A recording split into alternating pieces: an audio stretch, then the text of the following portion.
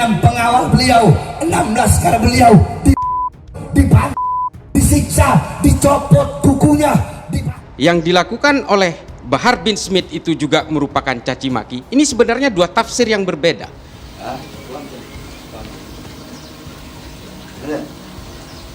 Udah Zen sini Zen. Kalau si Bahar barusan ditembak. Keterangannya bahwa ada suara dan akhirnya terjadi luka di perutnya. Ketika polisi menelusuri, nggak ada saksi. Nggak ada saksi yang menolong Bahar, nggak ada saksi yang melihat peristiwa itu. Nah loh, kejanggalan Habib Bahar ditembak OTK dibongkar habis. Pengacara Mu'annas Alaidit membongkar kejanggalan aksi penembakan yang dilakukan orang tidak dikenal terhadap Habib Bahar Smith.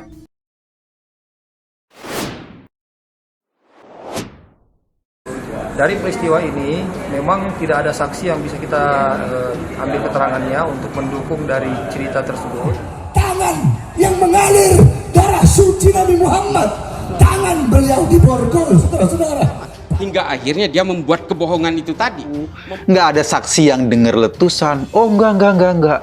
Ini letusannya tidak terdengar karena pakai alat peredam. Katanya begitu. Bagaimana cara membuktikannya bahwa Habib Bahar itu bohong? Cara pembuktiannya gimana? Kebohongan dan agitasi itu membuat kita menjadi dalam bahaya. Beragama ini bukan hanya kita peluk hari ini, Pak. Kenapa semua orang yang terkena mental dari sengatan lambe ireng, dramanya selalu ditembak? Tidak pernah terjadi, hanya terjadi di Indonesia yang negara mayoritas muslim. Bahar bin Smith akhirnya keleleran kemana-mana dengan narasi yang sama dan caci maki yang sama. Lalu isunya berkembang kemana-mana, Bahar jadi korban aniaya.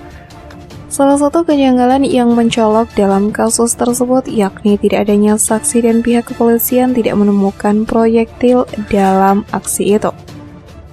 Jadi seperti janggal ada peristiwa penembakan kali ini, tidak ada saksinya, bahkan polisi sebut tidak ditemukan proyektil peluru di TKP.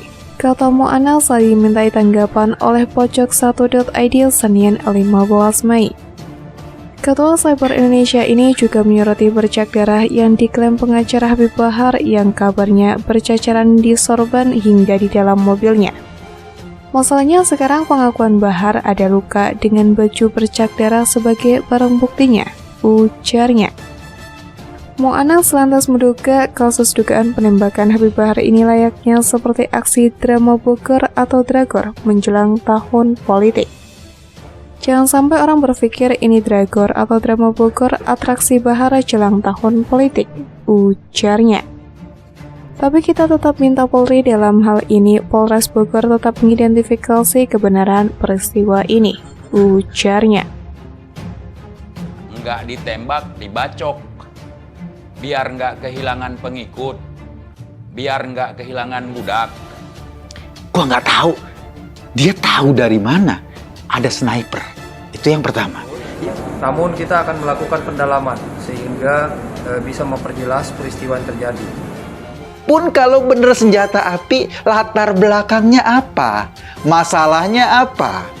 Kan kita tahu Bahar juga suka berantem. Kan dia pernah masuk penjara gara-gara gebukin anak kecil. Kemudian yang bersangkutan memang melaporkan setelah dari rumah sakit dan kondisi luka sudah tertutup oleh perban. Kita ingat ketika Rizik ngomong kemana-mana, dia diancam oleh sniper. Sehingga untuk bisa memberikan keterangan terkait dengan lukanya, kita masih menunggu hasil visum agar bisa menentukan kondisi luka dan juga penyebab dari luka tersebut. Seperti yang diketahui, Habib Bahar bin Smith ditembak oleh orang tidak dikenal atau OTK. Penembakan tersebut dialami Habib Bahar di dekat Pusbang Kemenhub, Kecamatan Kemang, Kabupaten Bogor pada Jumat 12 Mei. Dari informasi didapat redaksi, aksi penembakan terjadi saat pukul 8 atau 9 waktu Indonesia Barat. Terjadi itu berawal dari saat pemimpin pondok pesantren Tajul Alawiyin turun dari mobil yang dikendarainya. Saat itulah aksi penembakan itu terjadi. Habib Bahar langsung mengalami luka di bagian perutnya. Habib Bahar pun bersimbah darah. Kabarnya darah tersebut berceceran sampai ke baju dan sorbannya.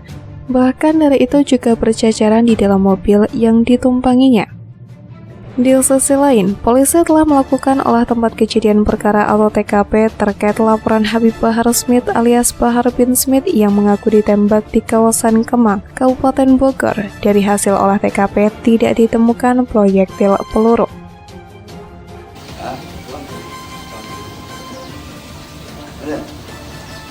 Udah Zen, sini Zen. Kebohongan dan agitasi itu membuat kita menjadi dalam bahaya. Beragama ini bukan hanya kita peluk hari ini, Pak.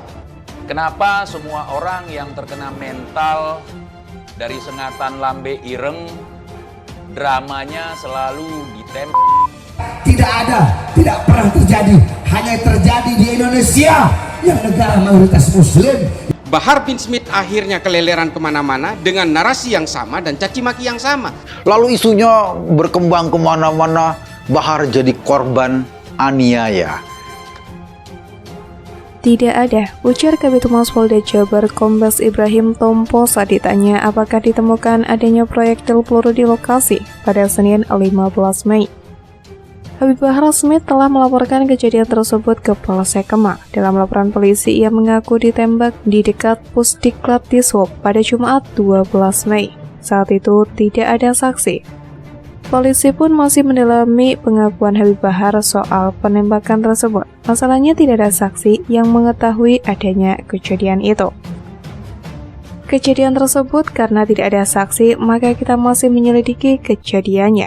Imbuh Ibrahim. Habib Bahar bin Smith mengaku ditembak oleh orang tidak dikenal. Habib Bahar mengalami luka di perut dalam insiden tersebut. Polisi telah menerima laporan dari Habib Bahar dengan laporan bernomor LP_B_5Romawi_2023_SPKT_Polsek Kemang Polres Bogor Polda Jabar. Ibrahim tidak merinci secara detail peristiwa yang dilaporkan Habib Bahar, namun ia mengatakan Habib Bahar mengalami luka di perut akibat kejadian itu. Ada luka di sekitar perut namun hasil visum belum keluar, sehingga kita belum bisa mengkonfirmasi lebih lanjut terkait kondisi dan penyebab luka itu terjadi. Kondisi dan penyebab luka tersebut, jelasnya. Ibrahim juga belum bisa menyimpulkan peristiwa yang dialami oleh Habib Bahar. Polisi saat ini masih mendalami peristiwa yang dialami mantan napi ini. Terkait kejadiannya masih didalami, jadi belum ada kesimpulan terkait tentang kejadiannya termasuk penyebab lukanya, tuturnya.